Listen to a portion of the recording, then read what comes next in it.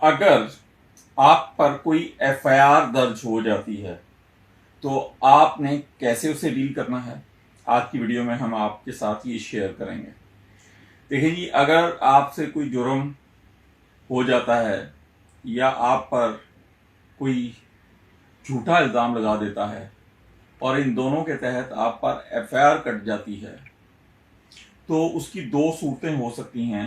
एक तो सूरत ये हो सकती है कि आप स्पॉट पर यानी मौके पर पुलिस आपको गिरफ्तार कर ले, और दूसरी सूरत ये हो सकती है कि आपको पता लग जाए कि एफआईआर आपके खिलाफ कट गई है लेकिन आप गिरफ्तार ना हों।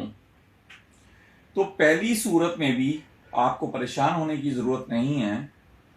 अगर आप पर एफआईआर कट गई है और आप गिरफ्तार हो गए हैं तो आपको हौसला रखना है और एक वकील से राब्ता करना है, और उसके बाद वो आपकी बेल आफ्टर अरेस्ट फाइल करेगा, और बेल ग्रांट होने की सूरत में आपको श्योरिटी अमाउंट जो कोर्ट मुनासिब समझती है वो मुकर्रर करती है। किसी थर्ड पर्सन के लिहाज से जो उसका मालिक होगा श्योरिटी का, आपकी श्योरिटी को थर्ड पर्सन देगा, वो कोर्ट में अपीयर होगा और आपकी बेल ग्रांट हो जाती है।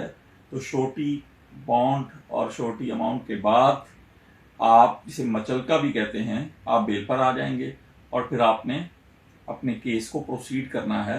हर डेट पे सुबह आपने 8:30 बजे जो कोर्ट का अमूमी टाइम होता है कोर्ट में पहुंचना है, और केस के डिस्पोजल तक आप बेल पर ही रहेंगे और उसके बाद डिस्पोजल हो जाएगा। लेकिन अगर आप गिरफ्तार नहीं होते तो आपने फिर किसी वकील से राब्ता करना है, और बेल बिफोर अरेस्ट, गिरफ्तारी से पहले बेल आप करवाएंगे, जो पहले जाते ही पहले दिन कोर्ट आपको विदाउट टचिंग मेरिट बेल दे देगी, और उसके बाद प्रोसिक्यूशन को नोटिस कर देगी और फिर हेयरिंग होगी और इंशाल्लाह आपकी बेल हो जाएगी। दोनों सूरतों में अगर बेल नहीं होती तो आप उसके बाद उससे बड़े प्लेटफॉर्म पर यानी कोर्ट में बेल फाइल कर सकते हैं और ये सुप्रीम कोर्ट तक जा सकता है।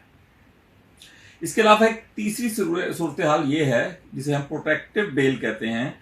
वो ये है कि किसी दूर की जगह पर या किसी ऐसी कचहरी में जहां आपकी गिरफ्तारी का अंदेशा है और आप डायरेक्ट जाकर भी बेल बिफोर अरेस्ट नहीं ले सकते, आप हाई कोर्ट से प्रोटेक्टिव बेल जो छोटी सी चोटी पे होती है वो हासिल कर सकते हैं, और फिर उस मुतलका कोर्ट में जाकर दोबारा से जमानत या बेल ले सकते हैं।